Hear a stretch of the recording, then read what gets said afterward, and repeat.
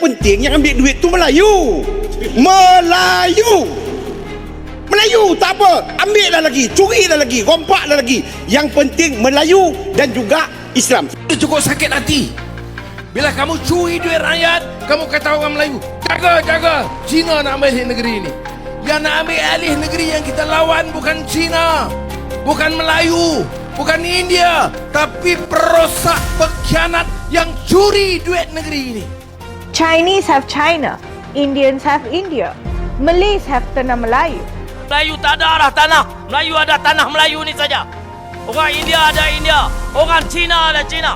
Orang Kemboja ada Kemboja. Orang Siam ada Thailand. Melayu di mana? Pernah tak orang Cina atau India kena serang di tepi jalan oleh sekumpulan Melayu sebab dia bukan Melayu? Saya nak pesan satu benda kepada orang Melayu kita. Jangan mudah sangat kena cucuk. Hari-hari kita disuruh bergaduh Cina, Melayu, India, Islam di AP. Sekejap. Betul ke itu masalah terbesar yang orang Melayu tengah hadap hari ini sekarang? Melayu, Cina, India dan lain-lain. Siapa yang resis sebenarnya? Sejak isu kuil haram yang baru-baru ni kan, banyak pergaduhan yang berlaku dekat media sosial kan. Kaum Melayu hentam kaum India hentam kaum Melayu kan. Dan baru-baru ni pula aku ada baca pasal posting yang kata kaum India ni dengan kaum Cina ni adalah kaum pendatang kan. Lepas tu diorang pun cakap kalau kami pendatang, yang Melayu pun pendatang jugalah kan. Parlemen Malaysia kembali memanas. Sebuah pernyataan yang menyentuh isu Melayu, Cina, dan India membuat suasana sidang menjadi tegang dan memicu perdebatan besar. Bahkan, beredar narasi bahwa seorang anggota parlemen sampai diusir dari ruang sidang karena pernyataannya dianggap rasis dan memojokkan suatu kaum. Yang lebih mengejutkan, muncul pula perdebatan tentang siapa yang memiliki hak di Malaysia dan apakah isu ras kembali digunakan sebagai senjata politik. Di media sosial, perang komentar langsung meledak. Ada yang membela hak orang Melayu, ada yang menolak politik perkauman, dan ada pula yang mempertanyakan masa depan hubungan antar kaum di Malaysia. Lalu, sebenarnya apa yang terjadi di Parlemen Malaysia dan mengapa isu ini kembali menjadi begitu panas? Simak sampai akhir, karena bagian terakhir justru membuat perdebatan ini semakin menarik. Isu perkauman berbilang bangsa ni dah makin menjadi-jadi, betul tak? Contohnya macam Melayu dengan Cina selalu gaduh antara satu sama lain. Cina dengan India, India dengan apa? India dengan Melayu. What do you think about that? Orang Melayu pun tak akan balik ke mana-mana. Orang Cina pun tak akan balik ke negara Cina. Orang India pun tak balik ke negara India. Kita mati pun kita ke bumi di bumi Malaysia ni. Kalau kita lahir di Malaysia, membesar di Malaysia, cari rezeki di Malaysia, so where is our home? Jawapannya Malaysia. Abang, kita orang tak pernah nak menghalau bangsa lain datang keluar. Tak ada. Abang jangan salah faham. Sebenarnya ramai yang tak nampak. Orang DM aku, orang Cina, orang India, komen pun banyak. Dia cakap dia sokong apa yang aku buat ni. Dia pun tak ada keberanian nak buat. Sebenarnya bukan Melayu je, Cina, India pun sokong. Sabah, Sarawak pun siap kata, bro aku nak turun bro ke Menanjung. Yang penting yang ambil duit tu Melayu. Melayu. Kamu Ahmad? Ya, saya. Yang memutuskan saya. Betul, saya juga ada hak. Speaker. Saya akan jatuh hukum dan perintah yang berhormat keluar. Tak boleh dah kita kata orang Cina ada negara Cina, orang India ada negara India, orang Melayu hanya di sini sahaja. Cuma dalam perlembagaan ada perkara-perkara melindungi hak istimewa orang Melayu dan Bumi Putra. Mana yang kata ayat halau? Tolong rujuk tang mana kenyataan tu yang kata kaum lain sila balik negara asal. Apa yang terjadi di panggung politik Malaysia kembali membuat publik heboh. Sebuah perdebatan mengenai hubungan antar kaum berubah menjadi kontroversi besar setelah muncul pernyataan yang dianggap menyentuh isu sensitif Melayu, Cina, dan India.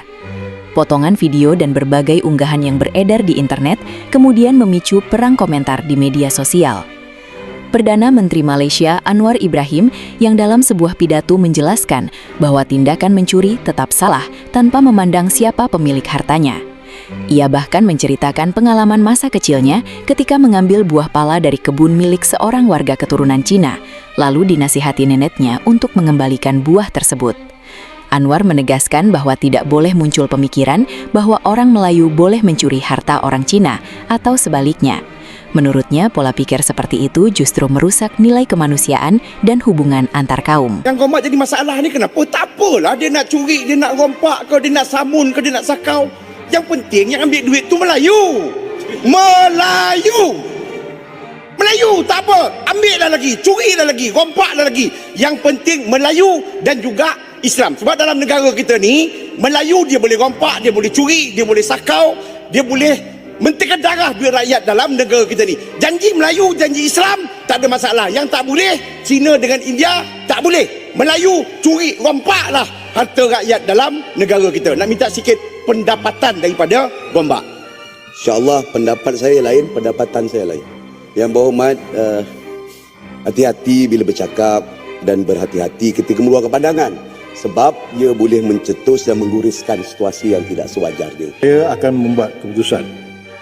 Jadi yang berhormat, dalam pertimbangan sebagai hakim di dalam ini, unggapan menunjukkan sesuatu ras di dalam negara yang boleh menimbulkan ketidakselesaan baik di dalam ataupun di luar adalah sesuatu yang tidak wajar. Saya perintahkan untuk tarik apa yang berhormat nyatakan berkaitan ras Islam dan agama Islam tersebut.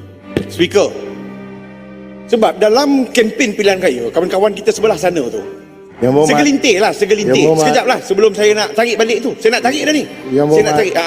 Yang berhormat. Ya. Faham apa yang saya... Saya faham. Sebentar. Ya. Peraturan 42 menyatakan bila pengerusi bercakap, yang berhormat dengar. Baik? Dengar ya? Dengar. Usulannya, perintah saya untuk menarik sedemikian. Saya tidak minta yang berhormat untuk memberi penjelasan. Faham? Faham. Dan dengan itu, yang berhormat tarik balik. Ya, saya tarik balik. Cuma segelintir. Dan saya berasa kesal sebab kawan-kawan sebelah sana tu, semasa kempen di Negeri Sembilan, Melayu, Islam. Hari ini kita bahaskan persoalan... Yang berhormat, sebagai pengerusi ada saya minta yang menjelaskan. Tak ada kan? Sebagai ahli saya ada hak untuk menjawab. Sebab saya quorum, saya ahli mesyuarat. Yang berhormat. Ya, saya. Yang memutuskan saya. Betul, saya juga ada hak. Speaker. Yang menentukan hak yang berhormat saya. Dalam buku peraturan ada saya untuk menjawab. Tak ada yang berhormat, bukalah buku biru ini. Yang mana satu? Tidak ada. Saya menanti keputusan yang berhormat untuk tarik balik sebagai rekod di dalam... Ya, segelintir orang Melayu dan juga orang Islam. Masih juga melibatkan segelintir. Ya, segelintir. Baik. Sebab disebutkan dalam laporan RCI ni, Perdana Menteri pada masa itu Melayu Islam. Menteri Melayu Islam. Timbalan Menteri Melayu dan Islam. Pengurusi tabung haji pun Melayu dan Islam. Satu. Saya tarik balik, tapi saya nak perbetulkan. Bukan keseluruhan, tapi segelintir Melayu dan Islam. Kalau saya putuskan 3, saya akan jatuh hukum dan perintah yang berhormat keluar. Di sisi lain, isu perkauman memang kembali menjadi sorotan besar di Malaysia setelah politikus Perikatan Nasional Muhammad Sanusi M. Nor menyampaikan pernyataan dalam sebuah ceramah pada 23 Juli 2026. Sanusi mengatakan bahwa orang Melayu hanya mempunyai tanah Melayu, sementara orang Cina memiliki Cina dan orang India memiliki India. Pernyataan tersebut kemudian menuai kritik karena dianggap membawa narasi bahwa identitas dan tanah asal setiap kelompok seolah-olah harus dipisahkan berdasarkan etnis. Kontroversi tersebut semakin panas karena masyarakat Malaysia memang terdiri dari berbagai kelompok etnis yang telah hidup berdampingan selama puluhan tahun. Melayu, Cina, India, serta berbagai kelompok masyarakat di Sabah dan Sarawak menjadi bagian dari sejarah pembentukan Malaysia modern. Karena itu, ketika seorang politikus menggunakan isu ras dan identitas dalam pernyataan politik, respons masyarakat bisa menjadi sangat sensitif. Satu kalimat saja dapat dipotong dari sebuah video, kemudian menyebar dengan cepat dan menghasilkan persepsi yang berbeda-beda di media sosial. Melayu tak ada arah tanah. Melayu ada tanah Melayu ni saja. Orang India ada India. Orang Cina ada Cina. Orang Kemboja ada Kemboja. Orang Siam ada Thailand. Melayu di mana? Melayu di sini saja. Ekonomi sudah tak dapat dikuasai. Politik pula terlepas Makin hari makin sikit tinggal kat kita.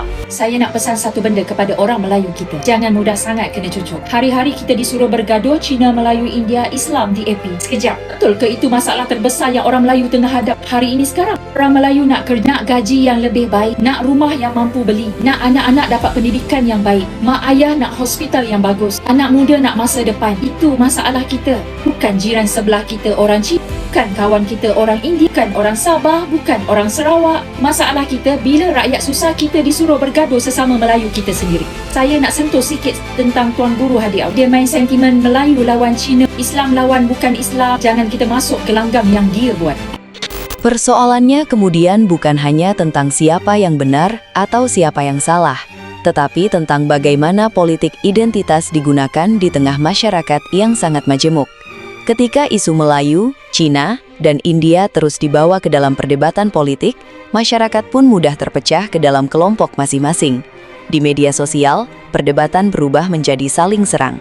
Ada yang membela hak istimewa orang Melayu sebagai bagian dari kerangka konstitusional Malaysia, tetapi ada pula yang menilai bahwa hak khusus tersebut tidak seharusnya dijadikan alasan untuk merendahkan kelompok lain.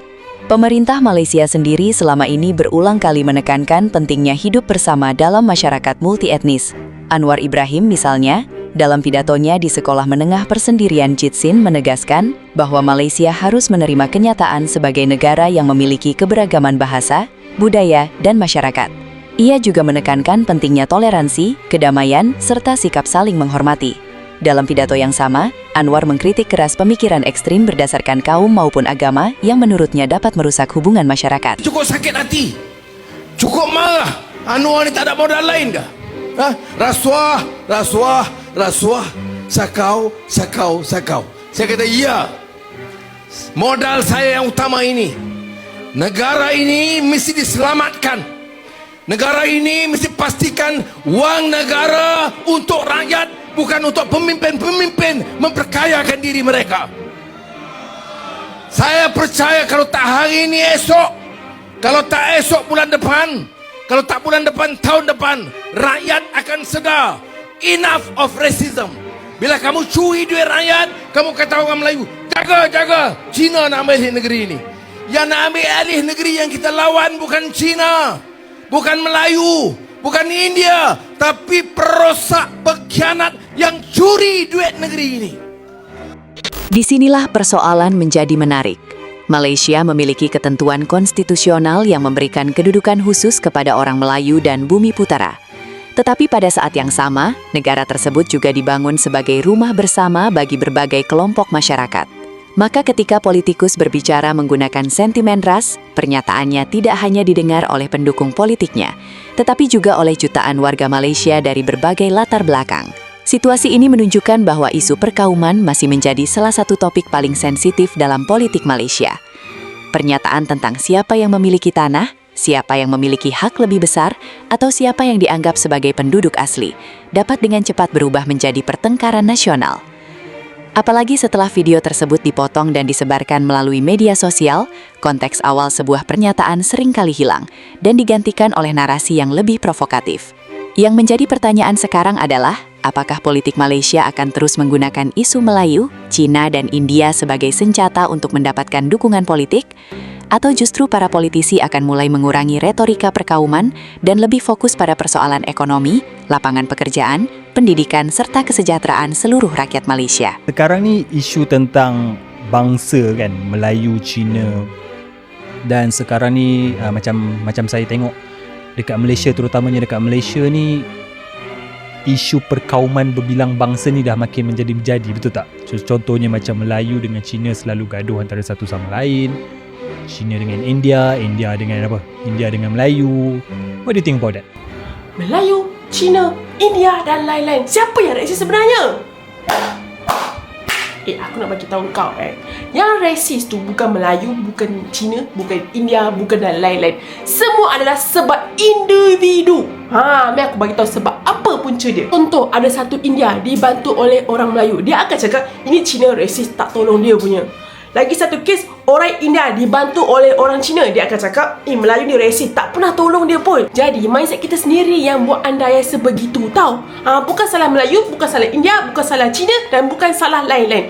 Semua sikap diri kita sendiri yang resis, tahu? Jadi nak salahkan siapa? Salahkan diri sendiri, persekitaran kita sendiri, circle kita yang tak sama. Contoh hari ni kita makan nasi lemak, terus masuk Islam ke? Terus jadi Melayu ke? Kita hari ni makan roti canai, makan cicong fan, terus masuk Cina ke? Terus masuk India ke? Ni ramai yang tak nampak. Orang DM aku, orang Cina, orang India, komen pun banyak. Dia cakap dia sokong apa yang aku buat ni. Dia pun tak ada keberanian nak buat. Sebenarnya bukan Melayu je, Cina, India pun sokong. Sabah, Sarawak pun siap kata, bro aku nak turun bro KL Semenanjung, aku nak join kau ni. Nampak tak? So benda ni bukan isu apa orang panggil isu-isu rasis ke apa, tak ada. Ini negara kita. Ini isu negara bro. Isu negara bro. Negara kita sedang diancam bro dengan kebanjiran benda-benda tai apa orang panggil. Ada satu Chinese tu komen parasite. Kita kau tahu benda ni macam parasite tau. Macam cerita, kalau you guys pernah tengok cerita apa? Cerita Parasite yang dekat Korean punya movie tu. Dia parasite dia benda ni, dia bahaya. Dia boleh menjadi barah tau. Betul. Kalau kita tak bendung sekarang, kita tak bersatu sekarang, habis nasib cucu-cucu kita. Karena pada akhirnya, apapun latar belakang etnisnya, masyarakat tetap membutuhkan kehidupan yang aman dan adil. Perdebatan mengenai identitas boleh saja terjadi dalam demokrasi, tetapi ketika perbedaan ras dijadikan alasan untuk saling merendahkan, dampaknya bukan hanya kepada politisi, melainkan kepada masyarakat luas. Dan dari berbagai kontroversi yang sedang viral ini, satu hal terlihat jelas, isu perkauman masih menjadi bara yang sangat mudah disulut di Malaysia. Bagaimana menurut kalian? Apakah isu perkauman seperti ini justru bisa membahayakan persatuan masyarakat Malaysia? Tulis pendapat kalian di kolom komentar. Jangan lupa like, bagikan video ini dan subscribe agar kalian tidak ketinggalan berita dan isu terbaru yang sedang ramai diperbincangkan.